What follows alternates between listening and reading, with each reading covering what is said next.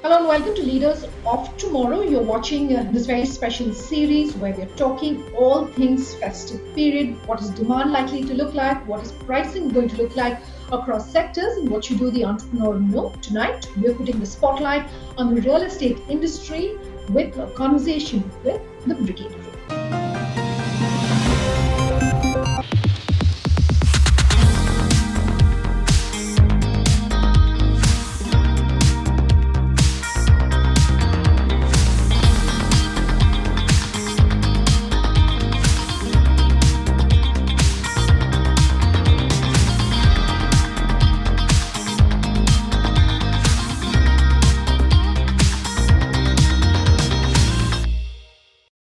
Nirupa, Pavitra, thank you very much for taking the time to join us here on the Leaders of Tomorrow, really talking about several things that are taking place around us, whether it is the recovery that we're in the middle of, or possibly bracing for the third wave of the pandemic, or just to look ahead into 2022 and expectations from experts like yourself on both the residential as well as the commercial aspect of real estate ahead of the festive period. Let's kick off today's interview by first asking you to talk to your fellow entrepreneurs about a Diwali wish that you perhaps might have for them. What would you like to tell them? I guess the Diwali wish is to just look ahead, and we know that so much has, happened over the last couple of years. I think the most important thing is that while we really don't know what's ahead of us and we can't control it, we know that we have come through some good things, some not so great things, but more than anything else, we've learned a lot. And to just have the confidence that given any kind of situation, if we can rely on our own confidence and our strengths, that we'll be able to pull through somehow or the other. So the world is totally uncertain today, but having come through such difficult times, I think all of us can feel somewhat comforted that at least we've been through what is hopefully the worst of it. Absolutely. Couldn't agree more, Pavitra. Nirupa, what perhaps would you like to kick off today's interview with and wish our viewers on? Yeah, I guess, I think after the past 2 years, everybody's understood that, health and wellness is so important. And in the end, we have larger things to think about. We have a lot to be grateful for with the health of ourselves, our families, our employees. So I would just wish everybody health and happiness for this Diwali and hope that, things can sort of resume to normal and hope we don't have to keep talking about things like the new normal anymore. But everybody is happy to go back to their ways of mingling with friends, family, shopping, eating out, all those good things in life. Absolutely. So let's talk about the real estate space. Since we're talking Diwali, and try to get a sense from both of you. Both of you are representing different verticals, if I can call it that, really, or different arms, really, of the real estate space, and try to get a sense of one, what has demand been over the course of 2021, but more importantly, a projection, if we can, an outlook, if we can, for what demand is likely to look like, given, of course, that there is caution being expressed as far as the third wave is concerned, but also, on the other hand, more and more adults, at least in the country, are getting vaccinated. We've heard from the Prime Minister on those big figures and also the targets that we're coming up on. Let's first start with the residential space. And from what we understand, large parts of the real estate industry are saying that demand is great. People are continuing to spend as they were before. In fact, they're willing to put more money now on homes than previously, perhaps. What can you tell us, Pavitra, sitting where you are? How is demand really, what's demand looking like? What's your advice to entrepreneurs to say, perhaps, if demand is looking good, sitting where you are, what's your advice for them about being able to sustain then that demand going forward? Yeah, the residential sector has actually done pretty well coming out of COVID, even the first lockdown and the first wave. Yeah. Although the first wave in our country wasn't as bad as in many others, and in fact, the second wave was much worse. But the first wave was a lot scarier because we really didn't know what was going to happen or how to plan or even what kind of effect it would have. But very quickly, it became clear that people were really reevaluating what their living situation was like. It has never really happened to anybody in their collective consciousness for the last I don't know, 100 years that you're just stuck in your house and you can't go out. So I think that's been a huge psychological effect on people. Yeah. They've really had to relook at their homes, in many cases, appreciate what they have. And in some cases, actually have people reevaluate what they were getting out of their homes and their living areas at large, their communities, and so on. So I think it certainly resulted in people also deciding that they wanted to make a change for many different reasons, very practical reasons like just needing more space or access to outdoor amenities or proximity to social infrastructure, medical infrastructure, whatever the case may be. Or in many cases, people wanted second homes or homes that were close to nature so that they could actually spend the time that they now have from working from home or maybe less commuting to actually spend outdoors, going back to Nirupa's point on wellness and focusing on health. So all that has resulted in just a lot of activity on the residential sector, and things that are happening in the economic scenario, like a reduction in interest rates, has really increased the affordability for many people, especially those in the IT sector who have benefited from huge demand for IT services in general, and also their own job stability, and in fact, how difficult it is to hire talent in IT today. So those are the two huge factors that have been contributing to increased demand on the residential sector, at least in markets like Bangalore, Chennai, Hyderabad, other top tier cities across the country.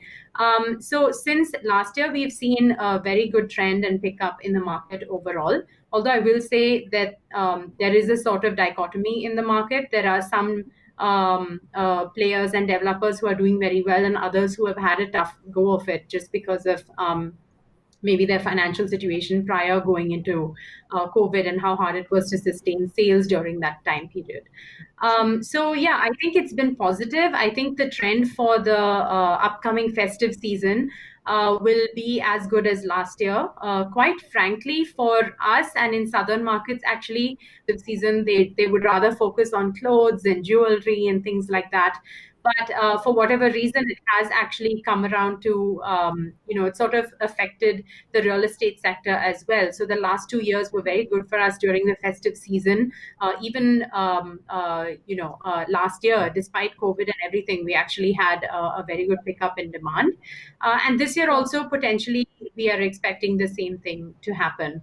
Although it has been sustained over the course of the last year, Sure. but we still think the mood and the propensity of people to reevaluate their housing situation and have confidence in the real estate housing market has come back. So we think it will actually Okay. be quite good over the next month. Okay. Oh, the next month. Okay. Nirupa, what is the picture as far as commercial real estate is concerned? And also, I want to try and get a sense of what is happening as more and more people and more offices are reevaluating whether you need to have, physical offices. We, for instance, are shooting this entirely digitally, something that we wouldn't have thought of doing before.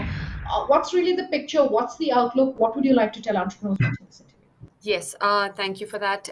See, I think what's been happening is that obviously the number of inquiries for office spaces dropped during the two lockdowns. Mm. After the first lockdown, the pickup for new office space was relatively slower than what it was after the second lockdown. Because I think, again, people had time to reevaluate how they wanted to go about things. But it has been encouraging post the second lockdown because the number of inquiries for office spaces has drastically increased. People are looking to either revamp their offices, either in terms of getting new space, so it could be renovating or upgrading their office spaces into a newer campus. They're also looking at consolidating their offices. So, for instance, if it was spread across various parts of the city, like north and east and west and things like that, then they're looking to consolidate into one campus where they can have more control over the office environment. That Sure. said, a lot of the MNCs have not yet returned to work. It's more the Yeah. Indian companies run by Indian promoters who are back at work. But what is encouraging is that there isn't too much sign of a third wave as of today. Mm. And that is encouraging because first, because the number of people who are being vaccinated, at least in the top tier cities, is significantly high. So That has been encouraging to get people back to work. Most of the people back to work have already been double vaccinated. And what we're hearing is that a lot of the office goers are looking to reopen their offices either in Jan and maybe the latest by, say, April or so. We haven't seen too Sure. many people give up their office spaces. It's more of looking to see how they can get smarter with their office spaces. So, clean air as a service is becoming a demand. Um, Mhm. a lot of technologies and IoT technologies to make their office operations more efficient is coming into demand.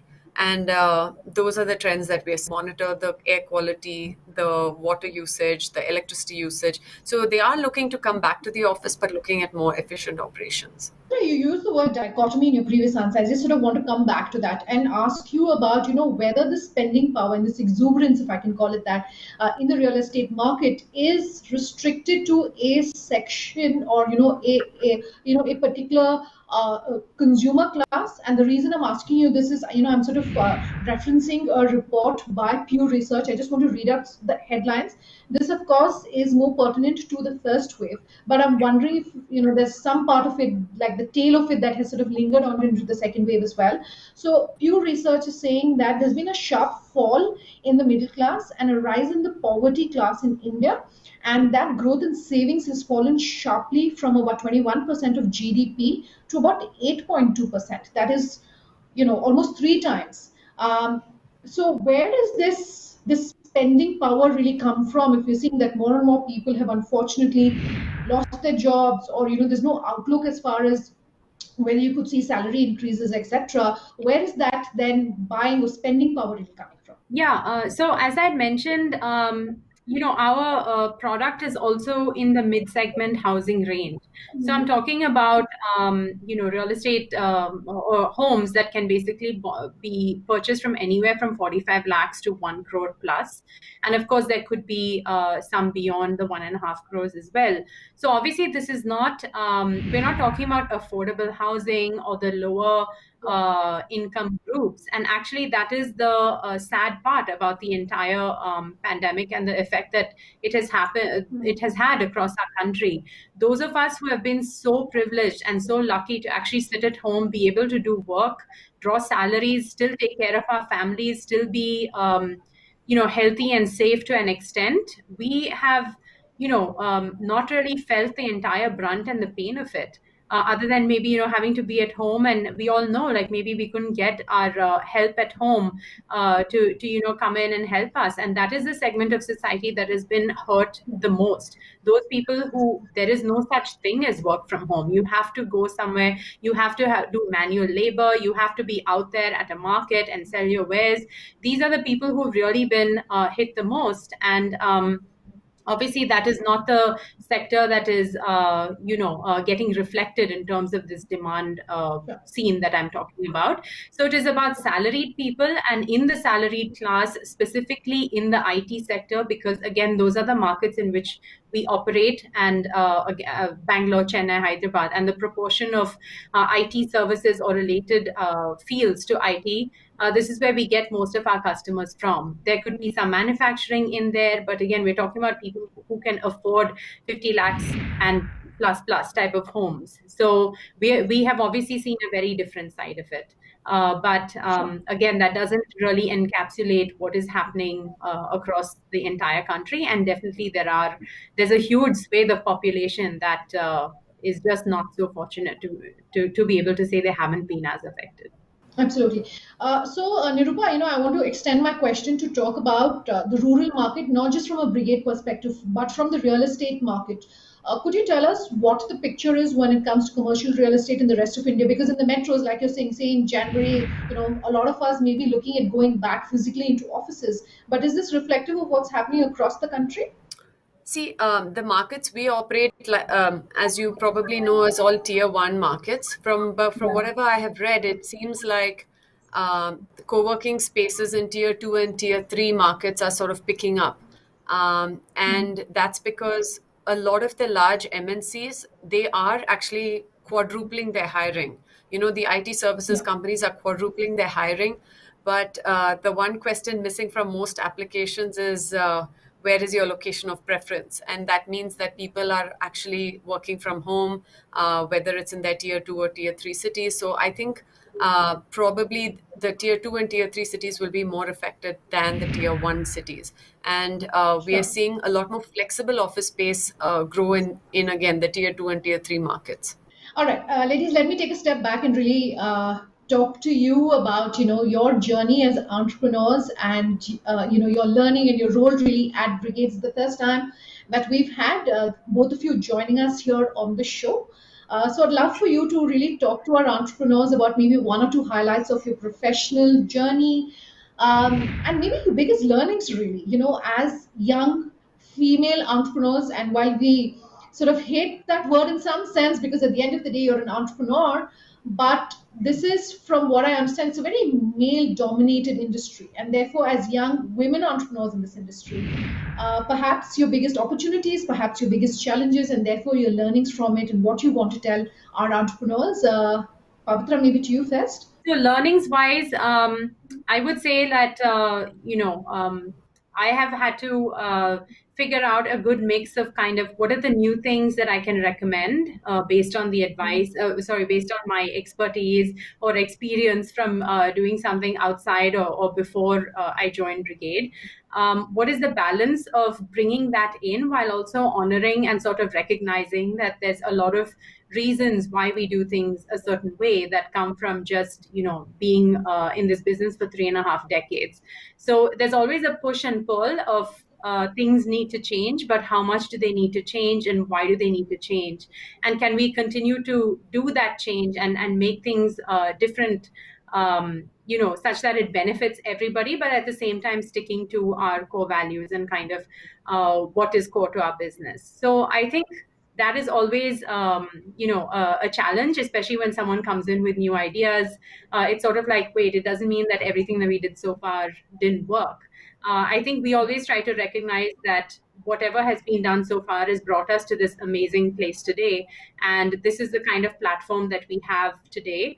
And what can we do with new ideas and taking into account all the different things that happen today in terms of technology and things changing so very fast.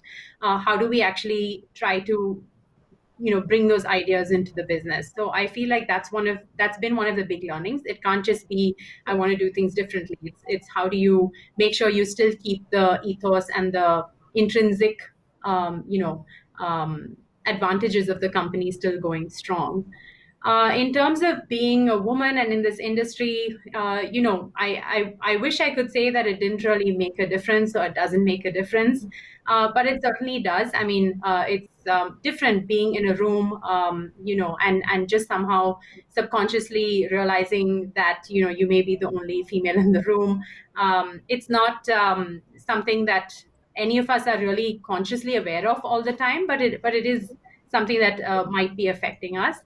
I think the main thing is to actually focus on strengths. And if those strengths come because of gender, then so be it. I think women managers actually are a lot more empathetic. I think we actually try to understand what is the scenario at hand and maybe figure out how that is going to impact the way somebody works. And if anything, COVID has taught us that. It isn't only about performance, but it's also where someone is coming from, what is their situation that's really kind of impacting how they do in the workspace. Nirupa? Yeah. For me, I think the top 3 learnings would be, one is that it starts and ends with people, to get any job done. And in whichever industry, I mean, I look over the hospitality, retail and office, and I think all of them, everything, your success starts and ends with your people. So having the right person doing the right job is the most critical part of success. The second point is I've realized that, the devil is in the detail. Sometimes you can do something 95% right, but if that 5% you don't do right, the customer's certainly going to notice and remember that 5%. So it's important to get it right, even go the distance and do 100% right all the time. And I would say the third part is actually an execution, right? Because the success of any company lies in how well you are able to execute a certain idea. As they say, ideas are dime a dozen, but execution is key, and that's key to any startup as well, or Sure. a company of any size. In terms of advice, we have been fortunate enough to have been raised by a very visionary man and a boss and a father. And he has always told us to kind of focus on your job and not your gender. Our mother as well has been a very strong force in our life. She was actually Bangalore's first female stockbroker. She took over many parts of the business as well till she retired in terms of setting up schools, doing interior design. So she was very versatile. So I think you learn from your parents a lot, and she always said, I don't care what job you do in life, just make sure you are financially independent. So I think working has never been a question for us. We've always worked ever since we graduated from college. Being financially independent is extremely critical to both of us. And like I said, we try to demonstrate through the quality of our work and the rather than anything else. Yes, of course, being a woman has, it's a good thing. I mean, you can use it to your advantage as well. Sometimes being the only woman in the room has its advantage because people sit up and take notice when you do something right. So I think you can Yes. actually make a stronger impact as a woman. And many times people want to hear from you from a woman's perspective, and I think that way things are changing. So it's a good time to be a woman. All right, so that was part one. Here's a sneak peek of what we have lined up on part two of this very special conversation with the young entrepreneurs from the Brigade Group. For tonight, though, that's all we have time for on this episode. Thanks for watching. Have a good night. For a small business, yes, you have to continue managing your profits, but now the role of personal side really of employees becomes as critical, if not, even more critical than it was previously. What would you want to tell our entrepreneurs? One of the things that I really took away was in such situations, you really have to be as conservative as you can be, but also not completely pessimistic. While we were able to support our employees during the pandemic, it's because we have supported them throughout, pandemic or not. A lot of them sort of stood by us through these tough times.